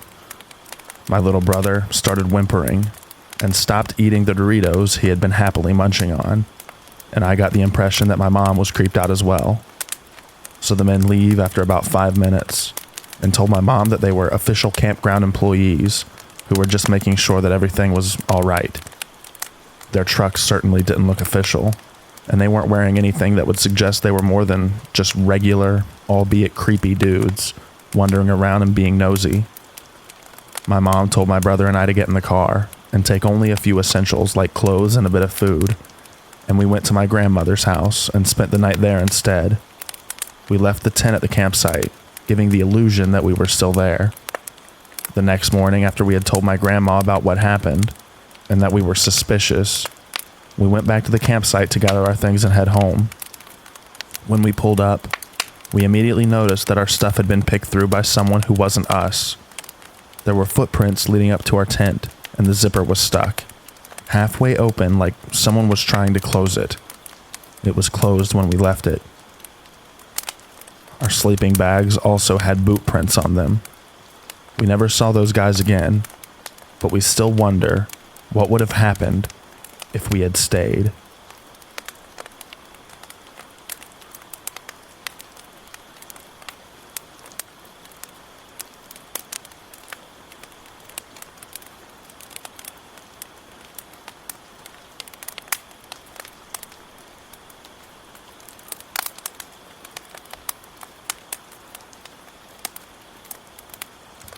When I was around 9, I went to a summer camp at a nearby YMCA for a few summers. It was a day camp, and there were different camps you could do, such as water sports, crafts, canoeing, etc. Each camp lasted a week. I started the summer by taking one of the craft camps, a special one that lasted 2 weeks. I was really excited about it, but I was nervous because I didn't know anyone else in my group and I'm very shy. The first day, I managed to make friends with an older kid who was in a wheelchair. He was 17, I believe. I'm not sure what his disability was, but he was socially awkward and kind of gave off a creepy vibe. I was trying to be nice to him because no one else talked to him, but he started to make me uncomfortable. First, he'd start by talking about how much he hated being in the wheelchair because it made his back hurt. He liked being able to get out at the end of the day and stretch, as well as do some exercises with his physical therapist. I'd just smile and nod as he talked about this, not knowing what else to say. At some point, I mentioned to him how I was a dancer and really liked acrobatics class. He asked me to show him some of my moves, so I did a cartwheel. He told me that my legs looked beautiful when I stretched them out like that.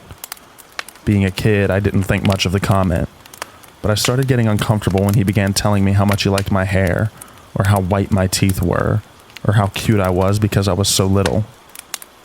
One day, he was talking about stretching out outside of his wheelchair, and mentioned how good it would feel if someone were to walk on his back.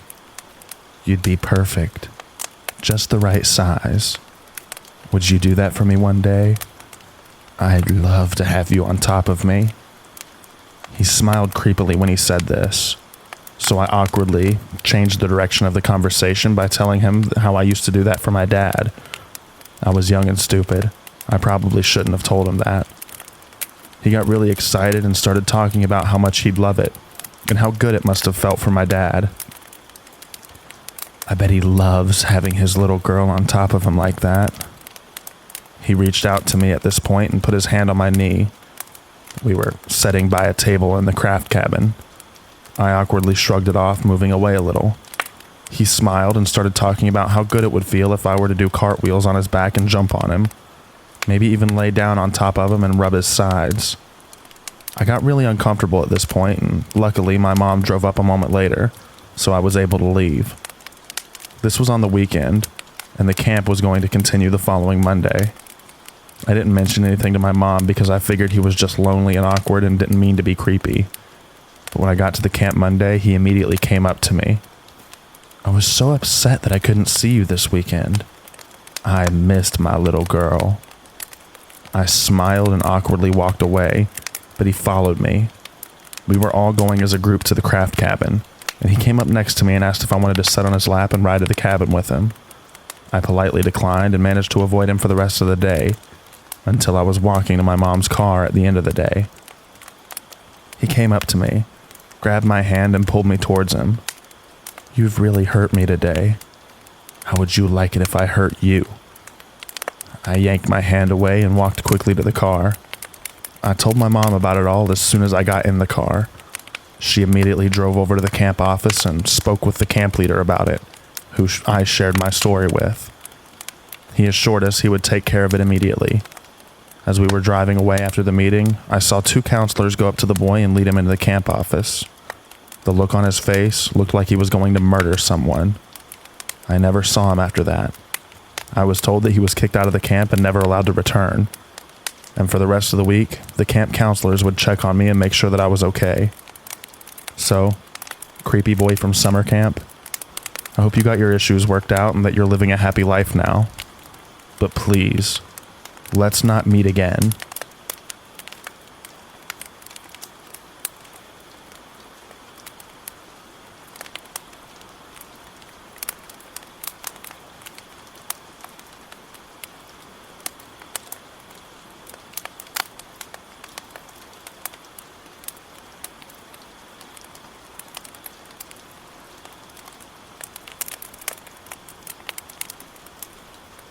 I've posted a few times and finally have decided to post this story from a while back.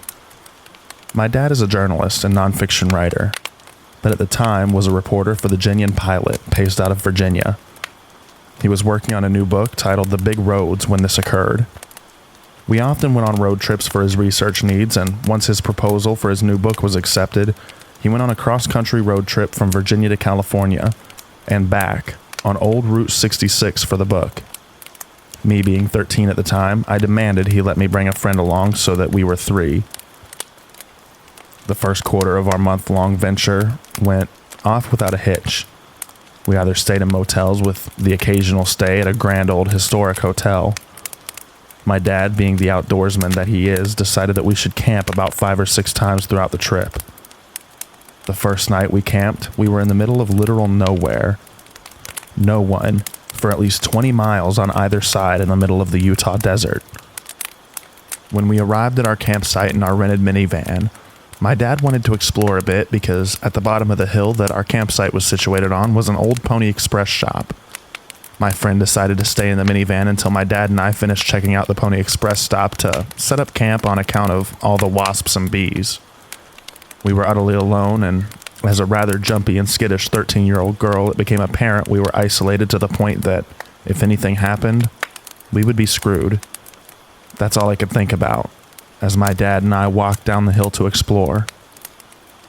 We checked out the old station and everything was going smoothly until we were about halfway back up the hill. A large truck that we noticed driving down the old dirt road a few minutes before had turned into our campsite.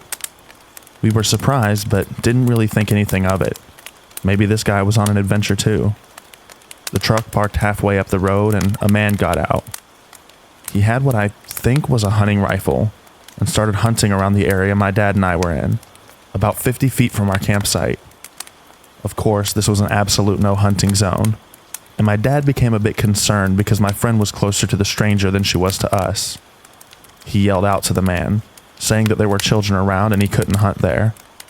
As soon as the man turned to face us, I got an overwhelming sense of complete doom.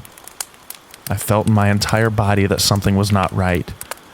The man looked us over, and without saying a word, aimed his gun at us. My dad does not carry a gun, or knife, or any kind of weapon. I felt trapped. My dad ushered me behind a large boulder, but he didn't hide. He stood his ground. There was a solid minute of this man aiming his gun at my dad, and my dad standing completely still, staring back. In my mind, I considered all of the ways this could go down. I was absolutely terrified this guy would shoot my dad, and somehow my friend and I would have to escape or get murdered during this tense minute. The guy lowered his gun, cocked his head to the side, and pointed at my dad using the fake gun fingers and shot him. He got in his truck and drove away.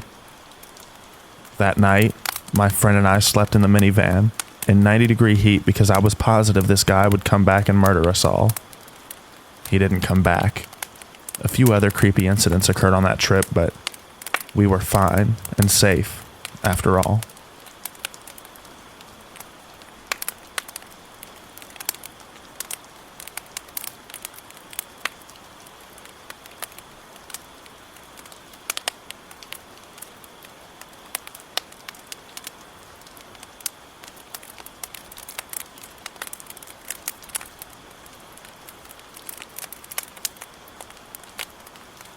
When I was younger, I lived on an estate of houses that backed onto a huge field where many people walked their dogs. It was even used as a cut-through to the next neighborhood, which would take approximately 25 minutes to walk though. When I was about 13, my neighbor and I decided to camp out for the night in my back garden, which, apart from a 6-foot wooden fence, was completely open to the field, albeit with 20 trees around the fence. Seeing as we were into action figures at the time, we decided we would make the tent a hideout. So we got together some branches and one of those army nets to put over the tent to make it a bit stealthier. We also put the tent in the corner of the back garden, which had a small roof over it, which made it very dark once the sun went down. We did the usual thing, ate loads of chips and sweets before we decided to try and get some sleep in our well-hidden, super dark tent. Around 4 a.m., I woke up to the sound of someone landing, and then walking on small stones. I then realized that below the fence my mom and dad had decorated with some gravel and flower pots. At first I thought it was our cat, but it was far too loud to be such a small animal. I slowly sat up, trying not to make too much noise from my sleeping bag. Then I heard it again. Once again I tried to make my way out to the front of the tent silently and look through the zipper. About 10 feet away from us, there were 2 guys dressed in all black, crouching under the windowsill of the kitchen talking to each other. I immediately froze and had no idea what to do.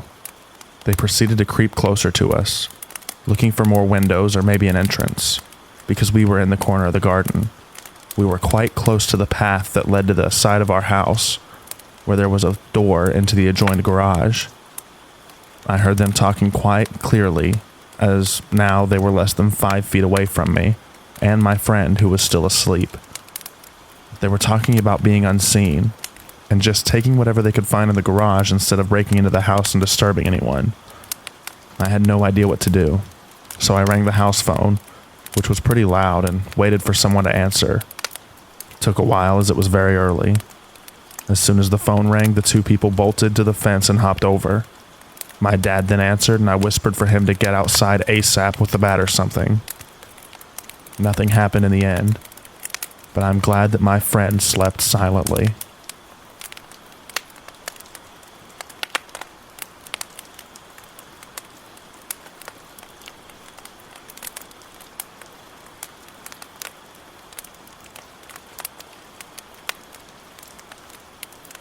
I hope everyone enjoyed the stories. Thank you so much for listening all the way to this part of the video. At this part of the video, I would like to thank all of our channel members. Thank you so much. Casey Brown, Atlas, They Love Jay, No One, Avery Prulks, Antoinette Flowers, Snea Nair, Tyler Aliberti, Francis Egon, Natasha Hovermail, Leslie Jarbath, Caroline Hawksworth, Glenn Williams, Tamaki Amajiki, Thumb, Eric Donter, Selena Stewart, The Grim Reaper's Nightmare, Lisa Lynn, Tangela Young, Miss Cannabis, Anon Q, Mathematica, Carrie Morris, Christy Goodall, Recovery BMX UK, Cherry, Cheryl Taylor Harris, Lindsay Chavez, Flat Booty Biscuits, West Virginia Angel, Jamie Gavisk, Shay Shay, Lexi Lou, Xanax Master, Dark Poison, Michelle Dixon, Spike 2021, Patrick F., Corey Maloney, CC's Castle, Charity McVeigh, Tom H., Jess and Dave McDaniel, Melissa E. Gondata, Salvador VL, Derek Slink, Randy Music, Brooklyn Ledbetter, Skincrawler, Lisa Thompson, Liz C., Melissa Robinson, Short and Board T., Natasha Strom, Sarah Rodriguez, Melissa Reddy, Kayla Johnston, Skittle Britches, Carlise Van Oswegen, Furberry's Fable, Taryn, Brittany, Said I Would, Inner Scare Wifey, Ruby Wilson, Vanita Tillman, Jennifer Moyer, Classic Sonic the Hedgehog, Chili, Cutie Patootie, Cappy Karma, Paul Reese, VMHK0101, and Honey Pond. Thank you all so much for being members. I really do appreciate it. And thank you everyone for watching. I appreciate it so much. Please enjoy the rain at the end of this video. Good night, everybody.